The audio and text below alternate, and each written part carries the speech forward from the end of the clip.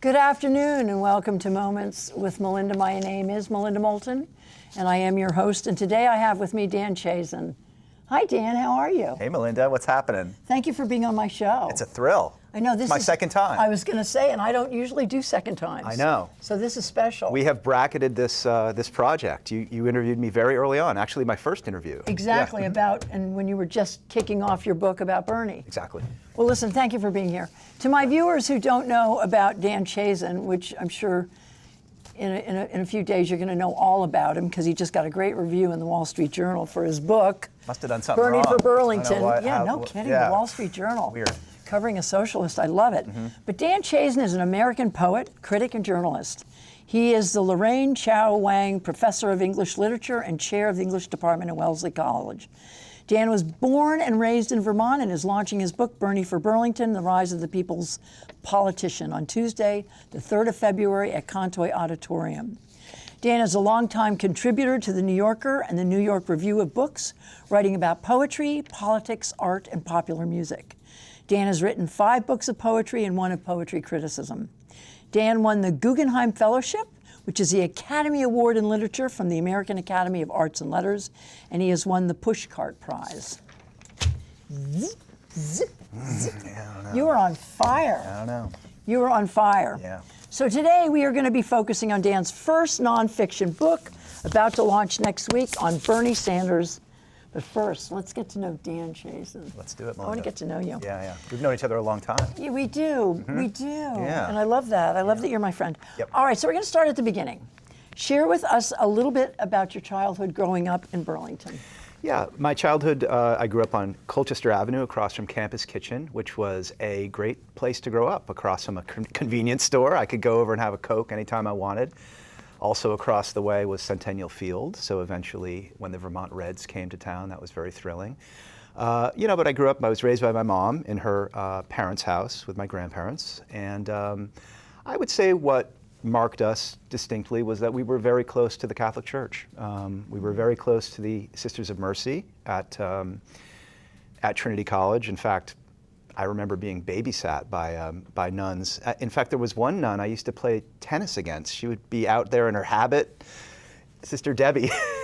Sister Debbie. And so we'd play on the court there behind Trinity College. So in a way, that was just a lovely environment to grow up in. But it did give me an interesting sort of vantage point on progressive Burlington, because my grandparents were both quite conservative. And of course, it was a 3-generation household with my grandparents and my mother and myself right there. And she was a single mother. What about your dad? Didn't know him at all and knew very little about him until he passed away in 2009. So, did you ever meet him? No. I mean, not after he left, which I was under 1. Wow. Yeah. That's a tough one. In a way. Did you find other father figures in your life? You must have. Yes. Mentors at Rice High School and at Amherst College, and then, father and mother, parent figures to make up for that missing position. Yeah. It's made me very close to older people, I think, in a lot of cases. Well, I'm glad about that, since I'm an older woman. I wouldn't say so. I appreciate that. I would not say so. So you went to Monte Cristi. I went to Monte Cristi. And to Rice. Yep. Okay. So what do you believe gave you the ability to reach the high standards you have in your career? You were a student in Catholic schools, graduating from Rice High School. Who was your inspiration? And are you still a religious person? I've become more religious, actually. Really? Though I wouldn't say Catholic, but I've... Spiritual religious. Talk well, to me I about don't know. I like to go to the Episcopal Church in Boston, Trinity Church. I think it's mostly because of the architecture, to be honest with you. Oh my God. But I do feel something like belief when I'm there. No, growing up Catholic, as I did, I think it equips you with an imagination. I'm grateful for it. I'm not comparing myself to James Joyce, for example, but I mean, if you look at, oh, well, thanks very much. But if you look at the effect that a Catholic upbringing has on a lot of writers, it creates a very vivid imagination. You actually believe in hell and damnation and so on, and you believe in salvation. So I'm grateful for all of it. It wasn't always a picnic, but it was all necessary. And you had a mentor at Rice, I believe. Several. Yeah. So who do you believe was your greatest inspiration to follow in the field that you went into? Well, I think at Rice there was a teacher, he's still very much around, named Robert Brown. Is he coming to the launch? I don't know. I need to get in touch with We him. Maybe must. he's going I have to meet him. Oh, he's wonderful. Oh, I wanna yeah, meet he knew him. Eli. Okay, Yeah. Great teacher, inspiring teacher. And more than any single person, he patched it all together for me. He taught lyric poetry, difficult lyric poetry, modern poetry in high school, which I think was rare then and is rarer now. So I really fell in love with poetry in the classroom at Rice High School, and I've been very lucky because that's a very narrow path, but very straightforward path to go down, and I've just followed it where it's led me, you know, first to college and then to grad school and then to a career as a professor of English. So, And it's led you to, let me say it again. Dan Chiasson's book, Bernie for Burlington, The Rise of the People's Politician, was just reviewed on the Wall Street Journal. Yeah. Okay, a great review, by the way, folks. So you've come a long way, baby. I guess so. From across the street from the campus kitchen. Yeah. You know, I first saw bagels at Campus Kitchen in 1980. I remember I walked in and it said, new product, bagels, try one. I love it. So there you go. Well, my whole universe. I was working for UHC when they first started at the DeGosbrian. Oh, of course. So I used to walk down to the campus kitchen, and I'd get a pack of True Blue. Nice. And a sub sandwich. The subs are great. And I didn't. They were amazing. Yeah. I didn't know that you lived across the street. Yeah, hell, yep. So talk to us about your time at Amherst, where you graduated summa cum laude, and then at Harvard, receiving your PhD in post-war American poetry, where you were awarded the Whiting Foundation Award in the Humanities. You are hugely accomplished. I mean, truly. You're embarrassing me a little Well, bit. I am gonna. This is going to be an embarrassing interview for you geez, because okay. All right. But I am going to hold you accountable. But I am going to. Okay, let's do that. But I am going to sing your praises. Okay, perfect. I love it. Talk to me about that time. I received just a perfect literary education from great teachers. First in high school, and then in college, and then in grad school. And you know, if you're studying something like poetry, there's a really rational process that you go through. You sort of read chronologically. And that was the project that I was on, I think, really beginning in high school. I attribute the Sanders years partly for that inspiration to travel that path. We can talk about that. But yeah, it was just, there was almost a feeling of you're being initiated into an order if you're as interested as I was in something so weird as poetry, you know. Post-war American poetry. Post-war American poetry, yeah. I mean, so you must have been, did you get into the beat Love the generation? beats. Yeah. Love Allen Ginsberg. All the hippies and stuff. Yeah, God, he good came for to you. Burlington. We can talk about that. Yes, he did. Yeah. It's in your book. Yeah, it's all in the book. It's all in the book. Yeah. By the way, this book, I mean, this book, crush something with it. You could Yeah. literally, you know. Yeah. Anyway, we're going to You get know into what I think is it should come with a perforation along the spine so that somebody could frame Alison Bechdel's beautiful cover. Yes. And use the object itself to crush spiders and. Well, I think it should crush fascism, quite frankly. Let's go, But okay. Yeah. we'll get into that. Okay. So you are known for your poetry.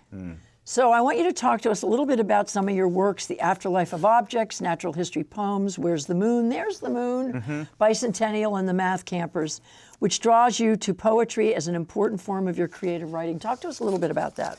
It's memory work, it's reconstructive work, you know, and of course, memory is the mother of the muses, they say. So most of that work actually draws me right back to my childhood and to scenes set here in Burlington. So that was one of the reasons What are some of those scenes? Well, let's see. I have a poem in Bicentennial, which is set at Centennial Field, and it's sort of just about the, I don't know, experience of growing up and just rambling around. It was a very free-range time, you know, for me. Before you were worried about your children getting... All that, yeah all that. But I still think Vermont and Burlington are better in that regard than some helicopter-type places. We're going to talk about that. We're going to talk about Burlington in current day. Okay. Okay, so some have said that you are the most influential and visible poet critic in the United States. Talk to us about this work and how you view poetry as either good or not so good. And then share with us who is your most inspiring poet that you have reviewed and or admired and why. Yeah, thanks. Well, so poet critic is an interesting position because you have to tell the truth about your colleagues' work, you know, and it is tough. You're a nice guy. I try to be a nice guy. I try to be a nice guy. And but for, you know, for years I've written reviews of contemporary poetry. I try to select poets and books that I can praise because it's such a, you know, it's such a precarious art, right? And it needs to be nurtured. Occasionally there's some reputation that's inflated, and I need to come in and correct that a little bit. But yeah, that's been my challenge in order to sort of stay a creative person, but also remain an interpreter and an analyst of poetry. Poetry doesn't really exist in most people's consciousness until somebody either teaches it to you, or you see an article in a newspaper or a magazine. There's this function of the interpreter or the critic or the analyst that is very important to the kind of lifespan of a poem. Yeah. Do you think in today's world that our youngsters are focusing on poetry? Are they giving poetry its due? Well, of course, I teach kids 18 to 22, and I see spectacularly, lavishly talented poets in that regard, and they're very eager to process their lives up to that point. So I would say so, and I think that, you know, poetry grows and changes. I think it's become a more populist art in the last maybe 20 years. When I was coming up, there were gatekeepers. You know, you had to sort of apprentice yourself to famous poets and critics, and that was fine. It worked for me. But I think today, maybe the internet or other kinds of forces allow people to kind of break in quite early, you know, and I think that's been excellent for poetry. And musicians are poets. Musicians are poets, right. And there are all these wonderful little, you know, poetry communities, reading groups, reading series places. So I think it's a very alive art. One thing I would say is that few get to choose it as a profession. And but you did. I did. And you made a living out of it. I know, which is you're so a miracle. I don't know how that happened. But I worry, you know, I meet so many students who, if they had the opportunity to choose this career, they would, or to devote more time to it. But there's so many economic pressures on them. You know, they have to jump at the first opportunity to make back the tuition they've just impoverished their family to pay. So yeah, it's a little discouraging. So who's your most inspiring poet, if you have one, that you've reviewed and or admired, and why is that? That one's easy. Louise Glick, the late Louise Glick, who was a dear friend of mine. I have many, many wonderful stories about friendship with her. It was remarkable to know her after knowing her work so well, and I followed that pattern with a couple of my heroes. So yeah, Glick, I think, is just a very, very great poet, and of course a well-known Vermonter, and I think used our culture and landscape in her work so effectively. So yeah. It's beautiful. Thank you for sharing that. She was a great person. So now you've been in English. She looked at looked at a chapter from this book before she died. Yes. She was a very tough critic. Oh. She said it was riveting. That's good. But she said I used verbs of becoming too much. Interesting. Yeah, so I went back and took out some of those to be verbs, you know. Wow, yeah. Good for her. Yeah. So she was quite a critic, She was too. tough, yeah. Well, bless her sweetheart. Yeah, she was great. Yeah. So now you've been in English literature. You've been the English literature and chair of the English department at Wellesley College. How many years have you been there? Since 2005. Okay. Wow, Yeah. 20 years. Yeah, geez. So talk to us about your time at Wellesley and how your teaching has inspired your writing and the writing of those you have influenced. Sure. First of all, it's just a pleasure to be able to, for a living, talk about poetry or teach kids to write poetry. So I feel very blessed to be able to do that. I think that that's a community of attentive readers and listeners, so that is a great gift to a writer, not just as a teacher, but as a writer. Oftentimes I'll come out of a seminar with students and have been given some idea by the conversation. So it's a really dynamic life that I have with poetry, and so much is indebted to the classroom. I will say, when I sat down to write this enormous behemoth, I used classroom teaching as the model for how to draw in and maintain the attention of the reader, and I think that comes directly out of teaching. Because and you can see that when you read it. I hope. Thank you. Because it is almost an educational experience. It's a history. Oh, thank you. Yeah, it is. Yeah. It is a history. Yeah, and you know, in the classroom, you're quite aware of the students' attention spans and whether they're flagging. And there are a number of different tricks that you can use to kind of liven things up. So I tried to do that on the page. Teaching is a great career for a writer.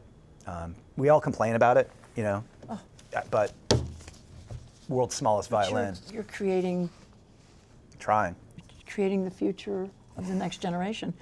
So now your work has been called beautiful, odd, and quite moving, brainy, jokey, casually formal, sometimes essayistic, and humorously oracular. Would you agree with this assessment by Daisy Freed in her New York Times review of your 4th book of poems, Bicentennial? I like that. Yeah, I like that. You like that? I like think the brainy, jokey. I like that. Yeah, because I think you are a little bit like that. Thank you. Yeah, you don't want to be easy too go on. serious. No, and you're a joy to be around. So why don't you though describe your type of poetry? I mean, I think the simplest thing is I write autobiographical poetry, Most of it is about life and the experiences I've had. So my themes have been, for example, childhood. But then when we had our own children, of course, fatherhood, which was a very rich and deep subject for me, not knowing my own father. Mm-hmm. Yeah. How did that impact you, having your own children and not being raised by a father? Were you I able was to terrified of it. Well, I lost my mom when I was 12, so it was hard for me to understand. That's harder. How to be. Oh, I don't know. Wow. I don't know. But to have to understand how to be a mother. Yes. Especially when you're going through puberty and you don't have a mother. I know. And I actually learned how to be a mother from my daughter. I think I learned to be a father from my sons. Your sons. Yeah. Yeah. I was terrified of fatherhood, and particularly of having boys, but I ended up with 2 sons and everything's going well. Perfect. Oh my God, are you kidding me? I don't know. So, So anyway. So let's see. Let's move on to your book, Bernie for Burlington: The Rise of the People's Politician. Here we are, folks. The launch is this coming Tuesday at Contoy Auditorium at 7 o'clock. Tickets are available. Go to Phoenix Books, to their website. You can get Yes, it there. you can get them there. And there's actually a streaming option now. There is a streaming option if you Yes. find yourself outside the Queen City. Right. Yes. So you can stream it, and I think it's going to be packed. I think it's going to be all these incredible Sandinistas coming I think together. so. I think it's very daunting, actually, to present this book here. I'm not afraid of doing it anywhere else. Oh no, this is the perfect place. Everybody has their arms wrapped around you. I no, hope so. this is. Yeah. Oh, this is the perfect place to Okay, be. good. It's your home. I know. You're beloved. But I'm very conscious that this is one path through the material. My path, my memories, my research, my interviews. And in that room, there are going to be hundreds of people who have their own paths through the material, and I think that that's very rich and important and provocative. I heard that today when you were being interviewed by Vermont Public. Yes? People called in and they wrote emails and the questions, and you had 20 people Amazing. who shared their stories. Including ones I wished I'd put in the book. Well, there'll have to be a second Edition. Well, you know what? He's been in Congress for how many years now? Yeah, well, since... What, 20? Since 1991. Yeah. Oh, Yeah. yeah. So you're Yeah. talking 30 years.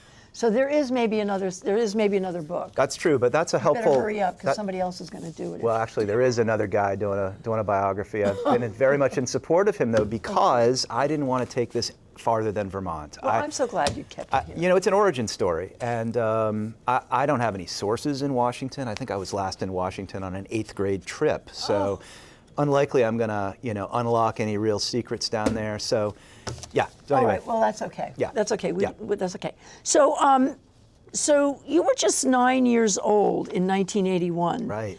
Living across the street from the campus kitchen Yep. in Burlington with your mother And my So grandparents. it was a single mother, and you were raised by your mother and grand. This explains why you are such a warm heart. And frequently also my aunts and uncles, who were very dear to me. They would come and go. They were in their 20s. Did you have siblings? No siblings. Only child. You're an only child. I'm only That child. says so much. I guess so. Yeah. A lot of people would say so. Oh no, you're so nurtured. Oh, I love it. I love it. Well, you were enough. I think you were enough. Or too much. I don't know. So now, you were only 9 years old when Bernie won his first race for mayor, and I Right. believe he won by 10 votes against Yes. Mayor Paquette. Yes. Talk to us about that, because you talk in your book about, which I heard this morning too on Vermont Public, about where they would go, where Bernie was in La Patisserie, which I remember that. I forgot about that place. So You were wonderful. young. I know. I mean, yeah. Yeah. And then Paquette was up at Nectar's, Nectar's, which yeah. I would think Bernie would be so fit in with Nectar's. Yeah. I was surprised. Yeah. He was sort of a patisserie guy. I was surprised Maybe by that because too. he's from Brooklyn. I associated Bernie's staff anyway, City Hall staff, with B.T. McGuire's across from City Hall. I didn't realize that. I didn't realize You know that. where they go now? Where? Muddy Waters. Oh, okay. There's Yep. no doubt. Sure, of Yeah. course, yeah. No, but Nectar's was the stronghold of the Paquette administration, and they had a little bankhead in the corner there, and they would sit and smoke and drink orange juice, and you can picture through this cloud of smoke them literally working out the future of the city just as this little cabal. So. And in comes Bernie. And in comes Bernie. To the patisserie, and he just knocks it, I know. knocks a home run. Bull in a china shop. And now Nectar's is closed. It's very sad. Isn't that heartbreaking? It is too bad. Well, we're going to talk a little bit about that. Okay. So, is this your first nonfiction book? Yes. That you have had published, and so what inspired you to take on the life of Bernie Sanders up until he left the mayorship of Burlington? I attribute my interest in poetry, or my confidence that I could make a life as an artist, to my upbringing here. And his administration was the single biggest factor in our life here.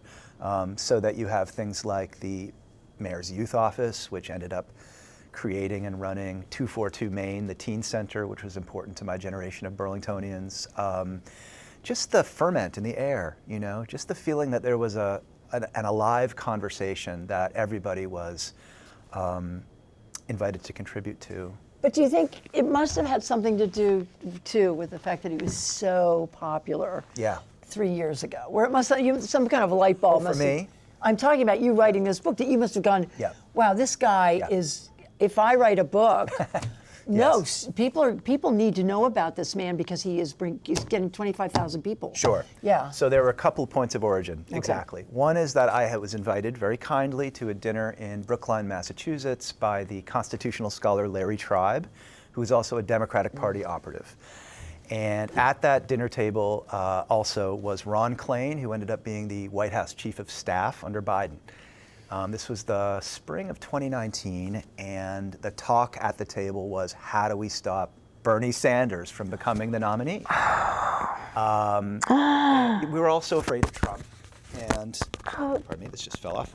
We were all so afraid of Trump, and everyone wanted a creative solution. At the time, it was the sort of first flush of the success of Mayor Pete, and a lot of people at the table were interested in Mayor Pete. But what they wanted to know from me, Who's I think— Mayor Pete? Pete Buttigieg. Oh, Pete Buttigieg. Yeah, thank you. yeah. Okay, thank you. I think they wanted to know something they could use on Bernie in a way. I think that might be why I was invited. Yeah, I was there. I was there in the room where it happens, as they say in Hamilton. So I drove home that night, and I thought, wow, this is really how Democratic operatives operate in relationship to Sanders. And I thought, I have, you know, obviously 600 pages worth of stories from Burlington, and how effective and executive Sanders was, and how lean and fighting trim the administration was, and how many alliances were made across political differences with business people and others. So I felt I had something to contribute there. That was one origin point. Another one brings us right to this very table, because when the CCTV archives from that era were digitized during those presidential runs, and I started to see my cousins, I think I'm in them somewhere, haven't found it yet, but all my friends frozen in time, you know, from 1986, 1987, 1988, and there they were. And these clips went viral, you know, so suddenly we were seeing, because of this amazing institution, which was founded with Bernie's support, we have this astonishing community memory bank, I think, that is probably unrivaled for any city of its kind, you know, in the whole country. So the archives of CCTV were another, you know, another muse for me to work through. And at many points in this story, I'm engaging with clips from the archives, visual media of all kinds. So I've got, you know, photos from the time, from the Free Press and the Vanguard Press and other sources. So there's just a great— Do you know when he announced down at the waterfront? When he announced? Were you here when he announced for his presidency down at the waterfront? No, unfortunately I was not. Okay, there were thousands and thousands and thousands of people. Right. I've seen clips. And up in Main Street Landing in our great room was the Democratic powerhouses of Vermont. And there were about 40 of them. Really? And they were up there doing a fundraiser for Hillary. Wow, that is remarkable. Yeah, that's and there great. were 5,000 people. Really? And I had my granddaughter on my shoulders, God, Phoebe. Melinda, I'd never heard that before. And they were sitting up there raising money for Hillary. Wow. So we're going to get a little bit into that. You couldn't make this up, could no, you? really, it's like unbelievable. Even the symbolism of them kind of like looking down from on high. You know? Well, I was just like, what's with that? Yeah. I mean, they should all be out here. That was 2016? What about 2015? I 2015. guess. It was 2015 when Yeah. he announced on the waterfront. Right. Yeah, and And he Linda was such Torpy a- got up, and and there were thousands of people. You could barely move. And turning around, looking up into the great room, I knew for a fact because I was running Main Street Landing, and I had signed the papers to rent the room. That the powerhouses of the Democratic Party, I'm not going to name them here, but a lot of you know who they are, were sitting up there, organizing and trying to raise money for Hillary's run. That's quite amazing. And they were Vermonters. Yeah, it's like, come on, this was our guy, damn it. All right, so in your interview with the great journalist, let me hold this up. And I got to tell you, Ken Pushcart, and I don't so just grateful mean that- that because I have a personal relationship with him, but Ken Pushcart is one of the best writers I've ever met in my life. He's terrific, and 7 Days is an unrivaled independent paper. There's nothing else like it. Two women, Yeah, bravo. really amazing. Amazing. Well, journalist Ken Pushcart in this week's 7 Days, you can see yourself. You say that you see yourself as an outcome of this American experiment, which I believe is Bernie's transformation of our Queen City, Burlington. Can you talk about that? Yeah, I can. I mean, I had a vantage point on the old-fashioned Burlington because of my family. That had generations in Burlington and going back to the Winooski Mills and other places of that time. So my recollection, I was very young, but my recollection, but also what I was told, was that this was a very sleepy backwater place.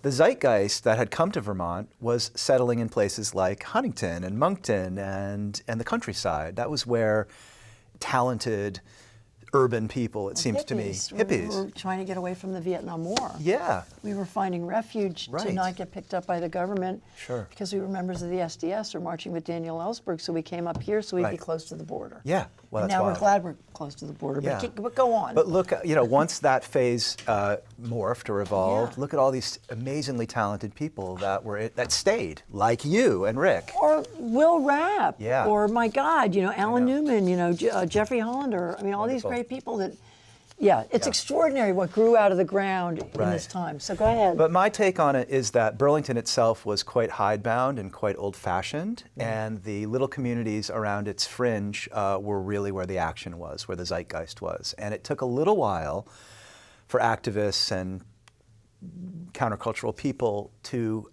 move into the city. And I think that was happening in the 70s with some institutions starting up. Burlington College. The Burlington College, the food co-op, Onion River Co-op, the various free clinics and so on. Nonprofits, King Street Youth Center. King Street Youth Center. Holbrook. Yeah, all these things. Women's Health Center. Wild, right here. No kidding, right I know. here. So my account of that is that happened when some of the really talented people in the rural countryside decided to kind of opt into a city environment. And follow this incredibly extraordinary man. Yeah. You did not interview Bernie for your book. Is that because he was not interested, or was it because you chose not to interview him? And if so, why? But he knows you've written the book. I mean, obviously he knows. And I'm told he you don't does. know. Has he not reached out to you? Has there not been any conversation? No, but I wouldn't expect it. He's a busy man. So why did you not want to interview him for the book? I'm just curious to get his sort of take. We invited his participation at a couple of key points, and we heard nothing back. But that's totally fine. I mean, I was expecting that. Yeah, I was expecting that. So when was the last time you met him? Well, I had a picture taken with him in 2024, but the last significant conversation was when I was probably 13 or 14 years old on the marketplace. Why was your picture taken with you with him in 2024? Well, it's about the book, actually. I handed the book in, and my editor said, I think we need an epilogue. We need something that gets us to the present day. And I said, I don't know what I'm going to do about that. I mean, I don't really have much to say. And how do you sum up the other 30 years in an epilogue?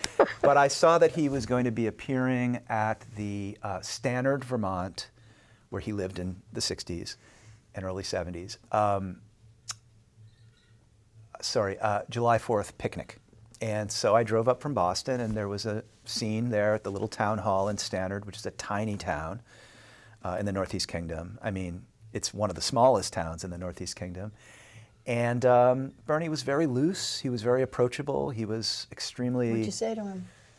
Wow, there was a long line to meet him, and it was like everybody there had known him actually for like 55 years. And I got a little shy, actually. So I only said to him, I didn't tell him that I was the author of this book. I didn't feel it was appropriate. I felt that he would have, I don't know, rightly saw me as kind of poaching him or something. Oh. Yeah, so I just said, I grew up in Burlington, and it was wonderful, and it made me who I am. Can I take a picture with you? Yeah, that's what we did. So you asked him? Yeah. Is it a selfie? Somebody else took it, but it's the two of us. Yeah, it's in the book. So he had no idea at that meeting that you were the guy who's writing this 600-page extraordinary book. Maybe he knew. I don't know. Of how many years is this cover? 8 years? How many years did this all happen? Was it 8 years that he was mayor? Oh, yeah, 4 terms. So over 8 years. Yeah, yeah. Of course, it starts way earlier than Burlington. Well, I know it does. It goes way back. To his childhood. Yeah. But it really stops. Okay. It does. So the last time you spoke to him, you were a teenager. Yeah, just the way we all did. So I'm going to go off my notes for a second. So is he planning to be at the launch? I highly doubt it. Oh, stop. Oh, stop. No. I think I Bernie, would. No. Bernie, if you're out there, Melinda Moulton says that I would like to see you at the launch of this Bernie, beautiful Dan Chiasson knows that you're a very busy man. You are, but you're never too busy for leading Burlington. the way for us in the... But he's never too busy for Burlington. All right, you two need to get together and chat about this. It's a beautiful book. He'll be very proud of this book. I hope so. He will be so proud of this book. I hope so. And I'm very proud of you for taking this on. So now I'm going to get... It's not a canonization. I mean, I put in things that I think he would object to, and I think that... That's okay, but he's got... Come on, Yeah. he's got such... So I'm going to get into something that he might object to. All right, let's do it. One of Bernie's decisions you did not agree with was Bernie's support of the Alden Waterfront project back in the early 1980s, of which I was hired to help spearhead at the age of 33. Now, I believe at that time you were just in high school. That's right? correct. I wasn't even in high school in '83. I was probably in 8th grade. Okay, in 8th grade. Yeah. Okay. Yeah. So I just want everybody to know that 57% of Burlingtonians voted to support this project. But it needed 2/3. It did. I'm going to get into that. And this project would have injected $100 million into a 27-acre revitalization of the waterfront. And Bernie and I did work together during that time, and it received 100% support from the Planning Commission. Now, we were fully permitted, but we did not receive the 63%, the 2/3 majority required to pass the $7 million bond to support the infrastructure. Out of $100 million, we were only asking from the city $7 million to do all of the sort of infrastructure stuff. So from there, Alden blew up in flames, just blew up, right? It was done. Once we didn't get that money, it died. But out of those ashes, Lisa Steele and I created Main Street Landing, Which is amazing. which over the last 35 years transformed the waterfront with 250,000 square feet of built environment. And we created a place for all people. So my point is that we also led the crusade to return passenger rail back to the Queen City and welcomed Amtrak after 60 years. Isn't that a grand outcropping of the Alden Waterfront Yes. Corporation? Because Bernie knew that Lisa and I, that we could do this as two women. Yeah. And we would do it with, so anyway, I just wanted to say that I don't think that was a boo-boo for Bernie. I think he saw promise, and that promise did not turn out to be that big major thing that we probably lost a lot of money on. But it did turn out to be what it is today. I hope first of all, I revere what you all have done. You've made this city so special, and I thank you for that. And I'm proud to call you my friend. Oh, you're I really am. Oh, I just adore you. I'm going to say that later. Love fest. Yeah, totally. I can't stand it. But I just want to say that I don't know if that was a mistake by Bernie or if he saw promise. Well, let me just back up and say a few things about those. Okay. I have 2 chapters You do? that go into some detail on the waterfront. And who was your go-to on this? It was, what's his name? Oh my God, who wrote the book on the waterfront? Come on, I can't. Oh, Sharp? Yeah, Sharp. I never talked to him. I just looked at his book. I talked to Howard Dean. Well, Howard's one of my favorite people. Yeah, it's great. So Rick Sharp wrote the book on the waterfront development, and he never mentioned my name. That's not I don't right. think he knew. Well, that's okay because it's not really not a very nice. I mean, it's not a positive book about Alden. But I had to remind him. I said, Rick, did you know that I was kind of leading all that you write about? But we're very good friends. I'm going to employ a kind of diplomacy here, a diplomatic distance. Okay. I loved telling the story of the waterfront and the Alden plan, partly because you can't make this stuff up. I mean, what made it necessary for there to be a park, it seems to me, maybe you can disagree, was the discovery of an old common law artifact called the public use doctrine. Public trust doctrine. Public trust doctrine. Yep. Public trust doctrine. And the public trust doctrine, which was left over from like the days of Robin Hood, states that you cannot own a waterway. And what was interesting was You can't own filled land. well, and filled land counts as a waterway, right? So the park now that we enjoy and where the marathon finish line is and where everybody plays hacky sack and whatever else, that is filled land that the railroads had filled in, and therefore it couldn't be titled and couldn't be sold. So that was interesting. And that all happened after our Alden blew up. Sure. And we offered to pay $500,000 an acre. Yeah. Wow. We were going to pay for that property. Yep. And when it all blew up, the city did Yep. public trust, which we supported. Yeah. We were behind it. Yeah. And they paid $65,000 an acre for it. Yeah, wild. I mean, we Wild. would have, I mean, come on. The whole thing was perfect. Yeah. And the way it all worked out was perfect. I have a lot in those chapters about so-called UDAG grants. Yes. That was another, I get so We didn't get geeky. the UDAG, you know why? Because we were thriving. They were for Burlington distressed did not cities. qualify. Yeah. Yeah. Well, thank you for all that. Thank you. Okay, thank you for that. All right. So now let's talk about Bernie's early life, which, as you described it helped to inspire him to fight for income inequality. Yes. And that was because of your own life, living in this beautiful home with your parents and realizing that income inequality was really an issue. Sure. Yeah. And that was his, it still is. Yeah, he learned, we all observe firsthand a little economy when we grow up in this world. And a household is a little economy. And I think Bernie's observation of his parents' struggles, of their frustrations, of their desire to just rise out of precarious lower middle class existence so that they could have a proper home. Bernie's mother very much wanted to have what was called a private house in the neighborhood. That was partly so that she could reciprocate invitations from the synagogue. All the ladies would have little potlucks at their houses, but they had just this tiny tenement, 3.5 rooms. And he knew what poverty was. He knew what poverty was, and he knew what Suffering. Yeah, and he knew what anxiety about paying the bills was. His father worked really hard as a paint salesman up and down Long Island, but it just wasn't enough. So, yeah, I think that And was he really stuck with that up till today. I mean, he's so amazing. Yes, and also I would mention his mother suffered from a congenital heart condition, a mitral valve defect, and during the 50s, it appears that they were rooting for open heart surgery, which was a new procedure at the time, to become affordable enough for her to get care. And by the time she was finally seen by a charity hospital in New Jersey, it was too late, and she died in her late 40s. So there you see his righteousness around healthcare. So in your book, you get into what made the man. Yeah. That's really important for my viewers to understand that. If you want to understand what made the man Bernie Sanders today, you have to read this book. Now, my husband Rick made a great film about George Aiken. Yeah. Have you seen it? I have. He gave me a copy when I visited good. you. I love it. So why do you think Bernie related so much to George Aiken? Well, there's a Who, whole... by the way, to my viewers, we should tell them who he is. He was a governor of Vermont and a senator and he was Republican, and he said during Vietnam, he said, let's declare victory and get out. Which is the most wisest and most Yankee idea of all time. He was a farmer. So why would Bernie relate to him? Well, boy, there's a whole web of narratives here, but I would say that his independence, his kind of flintiness, Vermont Republicans were a unique stripe of the larger party, and they were very independent from the national Republicans.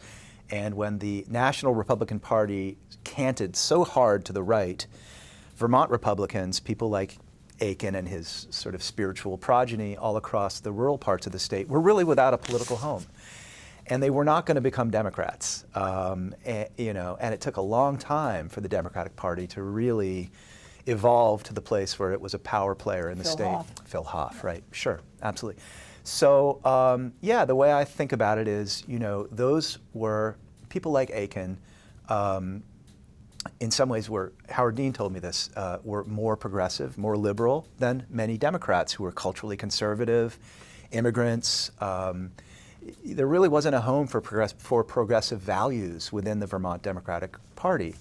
And of course, nationally, there were still Dixiecrats, so if you were going to send a Democrat to Washington, you were going to have them be allying with segregationists. Right. So everything has changed. But fundamentally, I think it's that independence. I think if you'd asked a Vermonter in 1965 to free associate on the word independent, they would have said George Aiken. And today they'd say Bernie, who has never been a member of any political party since Liberty Union in 1977. Yeah, he didn't even join the Progressive Coalition. They were just there as support. Right. Yeah. Fascinating. It is. Fascinating. So Vermont was always predominantly a Republican state until the election of Phil Hoff as governor. So why is it today that a Democrat socialist carries such a high approval rating from Vermont citizens? Bernie's love level in Vermont is in the 70% or even higher. Yeah. I mean, why is he so beloved? Not only just by Vermont, but by the world. When I travel outside of the country, I always say, I know. Bernie's my guy. I know. Bernie's, and then they go, oh, I won't spit in your soup. I know. Anytime there's anything about Bernie, exactly. He's like, oh, I love you. Anytime there's any clip or any kind of an interview that comes up on Bernie, like on YouTube, every single comment is, many from Europe, by the way, exactly. is they so love him. adulatory. What is that? Explain that. I'm sure you get into it in your book, but I do. From your heart, tell me. Okay, so I asked Peter Clavell, who was his successor in City Hall, what was his secret? What was the benefit that Bernie brought to the city? And he named many, many, many things. But the thing he said that stuck with me was Bernie was a moral visionary. And a city needs a moral visionary, Nuts and bolts, maybe other people can do. Bring in that talented administration, your Jonathan Leopolds, your Jim Raters, your folks like that, right? Who can really do the nuts and bolts. But he was a moral visionary. So there's that. I think that's thrilling for somebody to articulate politics in moral terms. There's also just the utter consistency and sincerity and authenticity over many, many, many decades now. People might be, frustrated with Sanders occasionally because he doesn't emote or talk about his feelings, but he's done all those things all along. Stephen Colbert loves him. Yeah. He's like one of his favorite. They have a good rapport. He does that belly laugh, Bernie, when he's on Colbert. Just amazing. Well, thank you for that. Yeah. So your book is in many ways a biography of Bernie as told by the multitudes of people who knew and worked with and for him. Mm-hmm. Talk to us about how you as the author were able to take all of this information and turn it into a 600-page collection and a book that's been called brilliantly written and an achievement of one of America's most influential men. How did you take all of this and weave it into this extraordinary story? I mean, I was a man possessed. You're a poet. Yeah. Did that help you to? If anything, that was a detriment, I think. Being an educator? Maybe, yes. Being an educator, I think putting a course together, putting a lecture course together for an entire semester is a little bit like putting together a nonfiction book. Each class is a kind of a chapter. I tried to, remember that as in a college class, you have to be funny occasionally, you have to be personal, you have to vary the rhythm and the pacing a little bit. If you're downloading a ton of historical detail in one paragraph, then you've got to switch to something else in the next that's a little lighter. So that was very helpful. The process was, when I left Burlington for college in 1989, I immediately realized that people were quite curious about our city. That was interesting to me. Yeah, right? I know. Just a quick story. I remember I had a cassette that Bernie recorded, "We Shall Overcome." Of course, it's notorious now. But it was a real novelty item at the time. And I remember playing this cassette in my dorm room at Amherst College in Massachusetts. And a friend of mine from New York City saying, "What's that?" And I said, "It's our mayor, Bernie Sanders." "What's he doing?" I said, "I don't know what he's doing. He's spoken word or gospel." But that was the kind of curiosity that I felt existed. And of course, with every unlikely rung in the rise of his career, that curiosity has been rekindled. So I've been kind of stewarding or curating these stories for a long time. But they were just that was just the beginning of the process. Then you rely on folks like you and Rick, or folks like Richard Sugarman, or folks, just people who are willing to talk to me. Inevitably, every conversation you have leads to 3 other conversations, okay? And that was just the process and how it played out. And the third part of it was really remarkable archives that are accessible. This is one book one path through the material, but I think others could write other books. Lots of boxes up at UVM. People have their own private archives that they're holding on to. So there's just a lot of material out there. I think it was important to do it now while folks are still up and about. He's still alive. Yeah. I think it's important for him to see this book and read this book. So we're going to move on now quickly. I don't know how much time we have left, but I really don't care. We're going to keep talking if that's okay with you. 15. 15 minutes left? Okay, well, I hope we can do that in 15 minutes.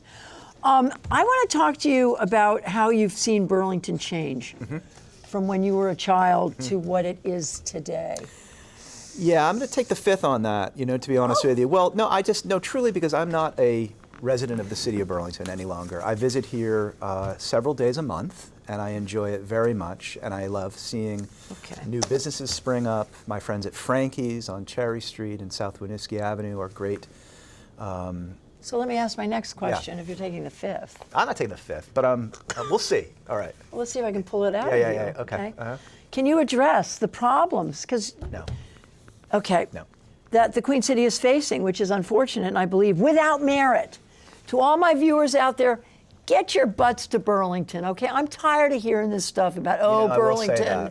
I am done with that. Yeah, I am done with people crapping all over this city that's given us so much. Yep.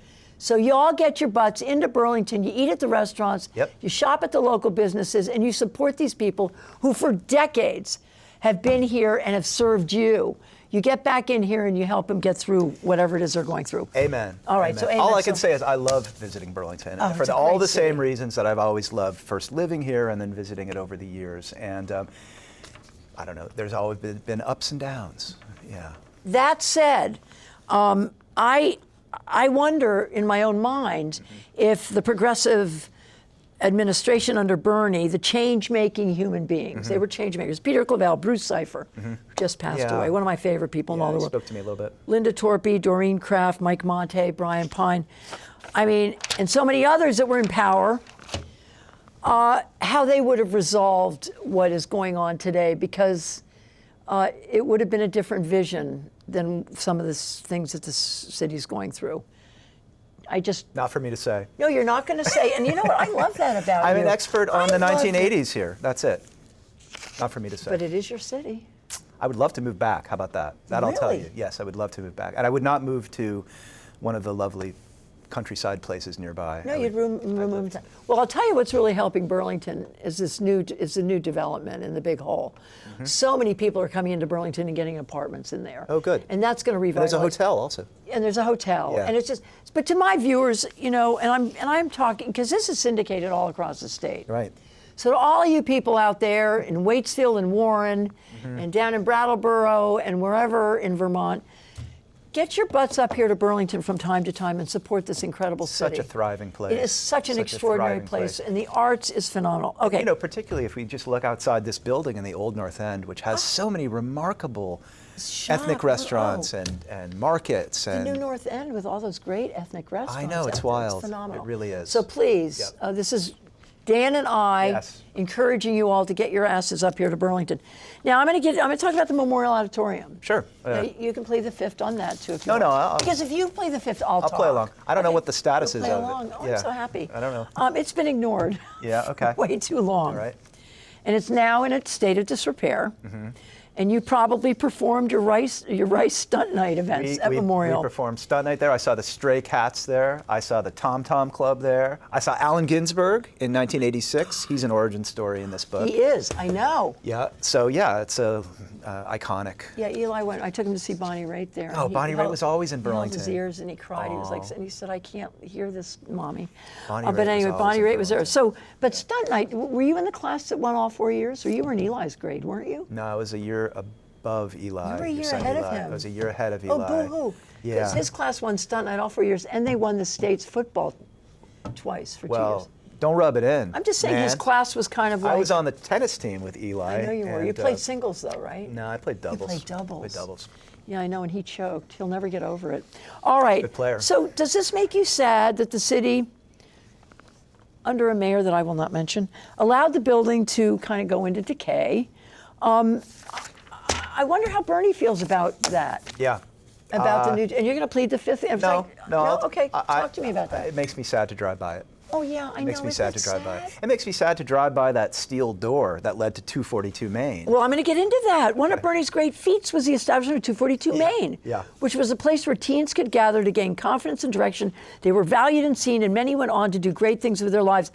And you could do it up to the what I heard on Vermont Public today, the whatever they're called, mosh pits. Yeah. Because you said you were a little bit too geeky. I was a geek, and I played tennis, so I was not cut out for hardcore. But you did go there. During the day, it was like grilled cheese and like a milkshake and some air hockey.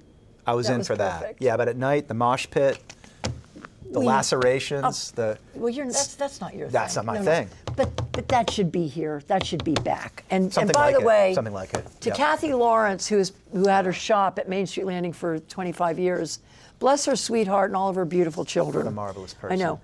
She was a stunt night coach. I know she was. So CCTV, we want to get a big shout out to CCTV, the organization where we sit today, because you were able to pull a lot out of there.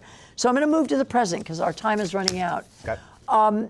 Talk to me about your view of our current national state of affairs. And I ask that you be somewhat brief, but I ask that you do not hold back. Okay. I bother people with this argument a lot, including my family. It's not going to last forever, Melinda, this country. It's not going to last forever. So if we start from the point of view that it is not going to last forever, empires fall, they fracture, they fall apart, I think we're seeing some of the fault lines that are eventually going to lead to this country coming apart. And I'm such a partisan and lover of Vermont that I think we've been a republic once. We might end up a republic again. We have a nice, cozy relationship with Quebec, which is also a separatist region. And so, honestly, I don't hold out too much hope, actually, for this country as in its current form, in its current footprint. Yeah. Wow. Yeah. That's so interesting. I think about that a lot, actually. Wow. I think about it. Well, that's why you need to come back to Vermont. We moved here to get away from with the whole Vietnam War thing, and then we forgot about it, raising our kids, and now we're back again thinking. It used to be that we had to be supportive of the federal government because they were the liberalizing force. Right, exactly. So in the Civil War and the Civil Rights era, it was the federal government that would go in, right, and guarantee rights to the citizens of individual states. But now it's just flipped. They're stripping rights away from. Have you thought about writing a poetry book about this time? I have Maybe it's too dark, but I think you should. I have thought about why there isn't more political poetry right now. Well, Bruce Springsteen just wrote that. Wasn't that lovely? Yeah. So I'll expect that from you. Okay. So what do you tell your two boys about our current events, and how do you help them navigate this world they are growing up in? Well, they're 21 and 19, and with fully formed opinions of their own. So I admire them both very much just for their perseverance in this world. They have certain advantages that I didn't have, frankly, from a class and economic point of view. And I can't imagine coming from almost no safety net, trying to just get the rent together. It's what we're seeing in New York, where Zohran Mamdani really spoke to this just fundamental thing that if you cannot afford to rent an apartment and feed yourself, you can't have a viable life in a city. So when I think about them, I think that they have advantages that some kids don't. What'd you say to them? It's more what they say back to me, honestly. Yeah. I mean, are they, because to be that age growing up, we grew up I know. in during Vietnam and that whole period at that age, and they're that age now. Yeah. So, and I'm not so sure that this is, I think this is so much worse. I feel like it's so much worse than it was back then, but it was pretty bad then too. Yeah. So I'm just wondering how your two boys are doing. Are they doing all right? Are they hanging in there? Yeah, they're doing great. They're doing great. They're doing great. Good. Yeah. So this book of yours is it's kind of an autobiography of you growing up. A little bit. I had to put that stuff in. But that's what it is. Did you feel that way, that it kind of is your life story too? Yeah, I had to weave my life story through it only because I was so impacted by, I wanted there to be somebody whose life could reflect the changes that Burlington went through, and why not me? But those are so much the fun parts of this I'm book, glad. is following, because I can see you in my mind's eye when I read that. Thank you. Do you know why the Democratic Party fought so hard to keep Bernie from running for president in 2015. Do you have? He's not a Democrat. It's like it's that simple. He's just not a Democrat. He doesn't have. He's not part of the web of reciprocity, favors, power, and so on that the Democrats rely upon. Do you think they're coming not around? Every Democrat. Do you think they're coming around, though, now, the Democratic Party, to realizing that maybe where Bernie's going is where... I do. And where AOC and... I do. Yeah. I Okay, do, so you because do, so they're coming around. Well, the DSA, the Democratic Socialists of America, Yeah. of which I'm a proud member, you know, they work within the electoral framework of the Democratic Party. They're not a separate party. So that's what happened with Mamdani in New York City. AOC is very much an endorsed candidate of the DSA. And I think that's where the energy of the party is. And the young people are there. That's where young people are. The people. Yeah, I was in New York the day that Mamdani was elected. I reported on it for the New York Review of Books, and it was the most thrilling day to be in the city. I went out to Queens, to Astoria, which is his stronghold, and beautiful Palestinian bakery called Little Flower. I spent most of the day there talking to people. Fascinating. Just great, yeah. What a beautiful piece of history you just lived through. It's great. So my husband and I are making a PBS film on Ethan Allen. Wonderful. Yes. So I'm wondering what Bernie would think about Ethan Allen and his role in the revolution and the Green Mountain Boys fighting against a king, as we, as Americans, are marching toward our 250th anniversary of our country's independence. What do you think Bernie would think? Well, I want to interview him for the film, but he hasn't bitten yet. I got Jane saying that we can interview him. It's coming out in August. But what do you think he would think of Ethan Allen and the Green Mountain Boys? I mean, that would be wonderful. I hope he participates. I do too. Bernie, participate. There's a clip in the CCTV archive, which I discuss in the book, where he is talking to some little kids at Franklin Square summer camp. And guess what he's telling them about? Ethan Allen. Ethan Allen. He's telling them the great, so this is our folklore in the state, right? It's an amazing name. Amazing. And ironically, he fought against the king, of course, but he also fought against New Yorkers, right? Yes, he did. And he fought against anti-vaxxers. Oh. He put smallpox on the steps of Salisbury's meeting house, and they drove him out of town. He vaccinated himself. Where are you guys in that process? And he was a deist. We finished all our filming. We're going to start Edric's now collecting his archives. Not much out there because there wasn't much then, so it's kind of tough. But we do have an image of Ethan Allen, and he's very handsome. We did it on AI. All right, so as we come to a close, how do we take back our country from falling to our knees on fascism? How do we take it back? History. History. Knowing history. Knowing That's history. it. That's All right. Well, I'm putting a lot of that up on my social media. Yep. What's your next project? Don't know. I'm intrigued. I'm very intrigued. Got to talk to some folks. I told a story about putting a city together. I miss telling stories about putting works of art together.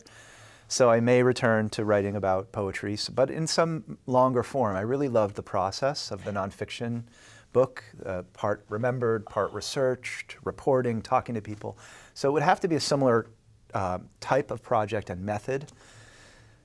That's one possibility. Another possibility I've thought of is actually writing about Mamdani and about the rise of the DSA, because I think that is Bernie's afterlife in a certain way. Yes, it's his legacy. Legacy, yeah. So how do people find out about you? What's your website? I don't have a website. You don't have a website? No, I never put one together. Oh my God! You can follow me on Instagram if you'd like, but I don't know. Yeah. Does your book have a website? Well, Random House for sure has a site. Random House has a website. But, yeah. Wow. Well, we need to talk about that. I know. Because websites. I should have put one together. GoDaddy. It's easy to do. It's so easy to do. Yeah. So thank you for taking this time with me. I think we've come to the end of it. I think your biggest review will be how Bernie feels about it. Or one of your biggest reviews will be how he feels about it. I want him to come to the launch. Let me know. Bernie, you need to come to this launch on Tuesday, the 3rd of February at 7 p.m. I'll be a wreck if you come to the launch. At Contoy Auditorium. You need to come, Bernie. You can sit with me. And so until Tuesday at your launch, I want you to stay healthy. Yeah, right on. And I want you to know how much light you radiate into our hearts and souls. Dan Chiasson. You are an American treasure, and I personally adore you. So are you, Melinda. I love talking to you. Right on. You're a darling. So, and to my viewers, there's my camera. Thank you for joining us today. I love you too. I adore you too. And I will see you at your next moment with Melinda. Thank you for joining us. Goodbye.